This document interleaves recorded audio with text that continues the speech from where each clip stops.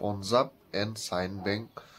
Recruitment 2025 ফালৰ পৰা নতুনকৈ ওলাইছে 158টা এপেণ্ডিক্সৰ কাৰণে পোষ্ট আৰু এই পোষ্টকেইটাৰ কাৰণে আপোনালোকে কেনেদৰে আবেদন কৰিব পাৰিব তাৰ বিষয়ে আজি এইটো ভিডিঅ'ত মই আপোনালোকক দেখুৱাম। বৰ্তমানসকল পদকেইটা ওলাইছে Punjab and sign bank PSB বেংকৰ ফালৰ পৰা আৰু পদকেইটা হৈছে এপেণ্ডিক্সৰ কাৰণে 158টা টোটেল পদ ওলাইছে আৰু এই পদকেইটা জব লোকেশ্যন অল গোটেই ভাৰতৰ মানুহে কৰিব পাৰিব ইয়াৰ কাৰণে আবেদন আৰু ইয়াৰ পদ আপোনালোকৰ অসমৰ কাৰণেও আছে কেইবাটাও আৰু ইয়াৰ আপোনালোকৰ সিলেকশ্যন প্ৰচেছটো হ'ব মেৰিট বেছ 10+2 মাৰ্কছ তাৰপিছত ডকুমেণ্টছ ভেৰিফিকেশ্যন তাৰপিছত মেডিকেল এক্সাম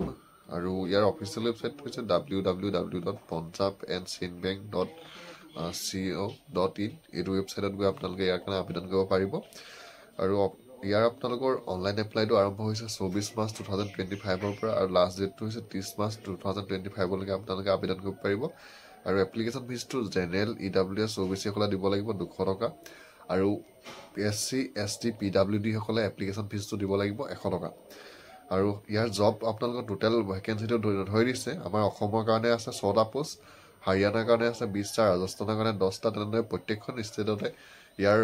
পোষ্ট আছে আৰু আমাৰ অসমৰ কাৰণে ইয়াৰ পোষ্ট আছে 6টা পোষ্ট টোটেল পদ হ'ল আপোনালোকৰ 158টা আৰু ইয়াৰ আপোনালোকৰ এজ লিমিটটো ধৰি দিছে 20ৰ পৰা 28 বছৰ বয়সলৈকে আপোনালোকে আবেদন কৰিব পাৰিব আৰু যদিহে SC বা ST হয় 5 বছৰ বেছি হ'লেও পাৰিব OBC NCL সকলে 3 বছৰ বেছি হ'লেও পাৰিব আৰু PWD সকলে 10 বছৰ বেছি হ'লেও আবেদন কৰিব পাৰিব আৰু যিহেতু ইয়াৰ অনলাইন আবেদন বৰ্তমান 24 মাৰ্চৰ পৰা আৰম্ভ হৈ গৈছে আৰু যদি আপোনালোকে ভাবিছে PSB বেংকৰ ফালৰ পৰা ওলোৱা এই 158টা পদৰ কাৰণে আবেদন কৰিম বুলি তেতিয়া PSB যোনটো অফিচিয়েল ৱেবছাইট আছে সেই ৱেবছাইটটোত গৈ আপুনি বৰ্তমান ইয়াৰ কাৰণে অনলাইনত আবেদন কৰিব পাৰিব